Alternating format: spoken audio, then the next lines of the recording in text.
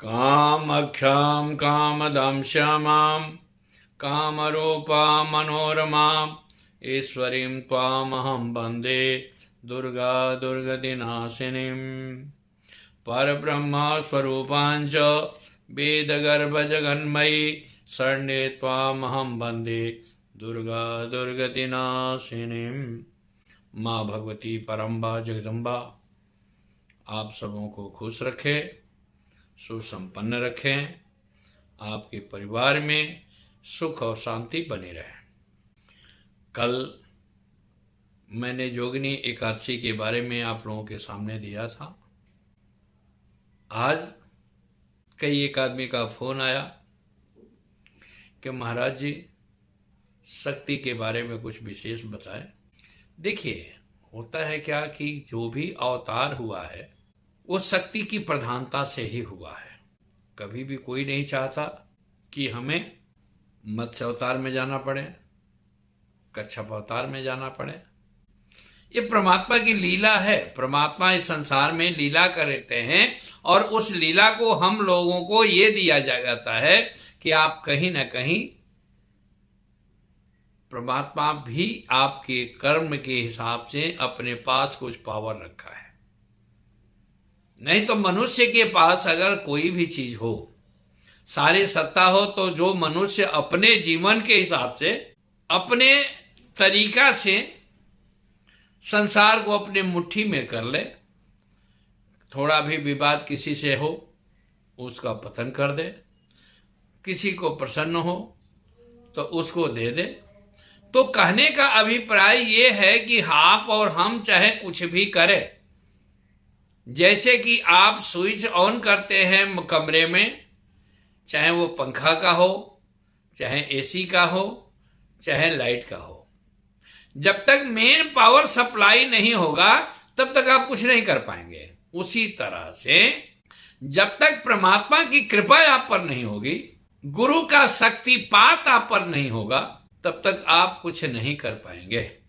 आज एक आदमी का फोन आया था, क्योंकि मेरे पास आप सबों का फोन आता रहता है। यथाशक्ति अपने बुद्धि के हिसाब से, माँ की कृपा से जो अच्छा लगता है वो मैं आपको बता देता हूं। उनका फोन आया कि महाराज शक्ति का उपासना के लिए क्या करना चाहिए।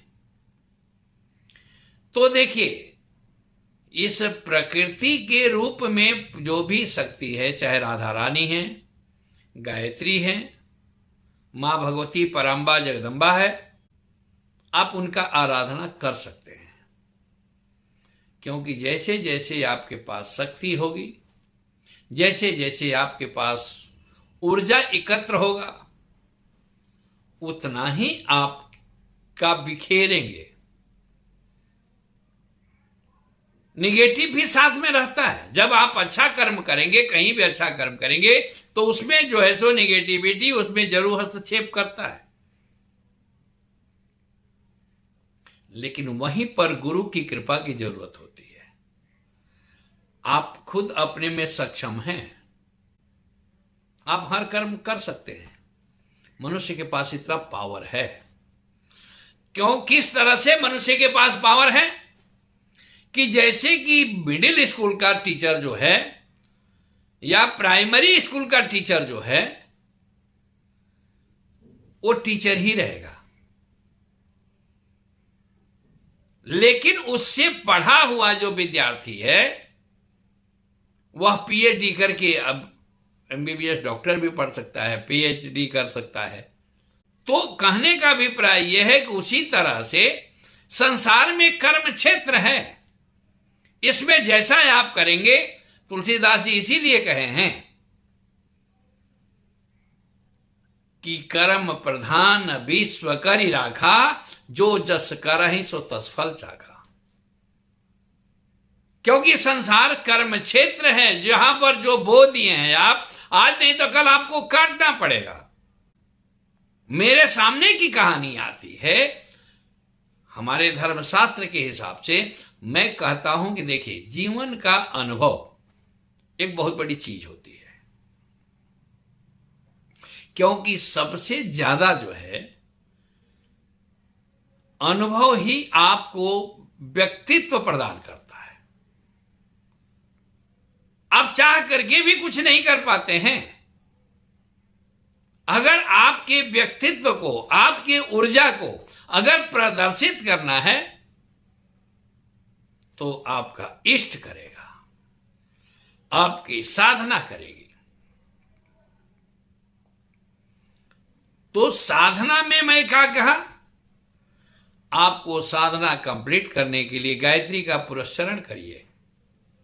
जिस परिवार में ऊर्जा नहीं है, जिस मनुष्य के पास अशांति रहती है, वो शनिवार के दिन, शनिवार और रविवार को काला तिल का हवन अगर करता है गायत्री मंत्र से, तो आपके जीवन का जो कष्ट है शारीरिक, वो दूर हो जाता है। लक्ष्मी का अगर प्रयोग करना है, लक्ष्मी अगर चाहिए, तो उसके लिए बेल का सीकर लेकर के, इस तंत्र में भी आता है। बेल का सीकर का मतलब बेल का जड़।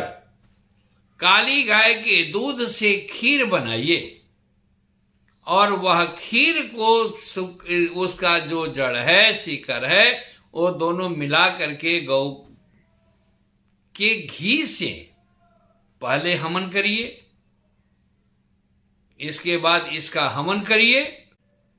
मां लक्ष्मी की कृपा आप पर बहुत जबरदस्त प्राप्त होती है। लक्ष्मी साधना में आता है, श्री सूक्त आता है, करकधारा स्तोत्र आता है, लक्ष्मी हृदय सबसे परिपूर्ण आता है। अगर लक्ष्मी के लिए कोई भी प्रयोग करना है तो आप यह प्रक्रिया करिए। आपके घर में नेगेटिविटी है, आपके घर में किसी का कुछ किया हुआ है, उसके लिए हींग और गूगल का धूना करके घर में चारों तरफ दिखाइए, उसका बहुत बड़ा बेनिफिट पड़ेगा। इसी शक्ति के क्रम में हमारे सभी अवतारों के बाद कलयुग में 3 अवतार, 2 अवतार जो बताए गए हैं, बुद्ध भगवान का अवतार है। इसके बाद जो है सो कल्कि अवतार जो होगा वह किसी ब्राह्मण परिवार से होगा। और ब्राह्मण परिवार में क्या है कि वो बालिका के, क्यों कि 9 साल के उम्र के नीचे, 10 साल के नीचे ही सभी कन्याओं को मां भगवती का स्वरूप माना गया है। इसलिए उनकी स्तुति में कहा जाता है, नमो दिव्यै महादिव्यै शिवाय सत्यम नमः, नमः प्रकृते भद्राय नियता प्रणतास्मता। तो कल की अवतार भी जो होगा वो शक्ति के स्वरूप से होगा। हमारे हिंदू में सबसे बड़ी कमी क्या है, हम अपने बच्चों को धर्मशास्त्र का अवगत नहीं कराते हैं। सभी बच्चों को मॉडर्न युग में दे रहे हैं, हम यदि इंग्लिश मीडियम में दे रहे हैं। बहुत से बच्चे हमारे पास आते हैं, फोन करते हैं, उनको हिंदी का मालूम नहीं है, क्योंकि जिस माहौल में आप रखेंगे, जिस माहौल में बच्चे रहते हैं, उसी में बातों उसका ढालते हैं। तो हमारे हिंदुओं का से एक करबद्ध प्रार्थना है कि अपने बच्चों को संस्कार देने की जरूरत है, क्योंकि हमारे भारतीय संस्कृति और संस्कार धीरे धीरे लुप्त हो गया है। हमारी राजनीति में जो भी पहले रहा है वो धीरे धीरे उसको लुप्त कर दिया है।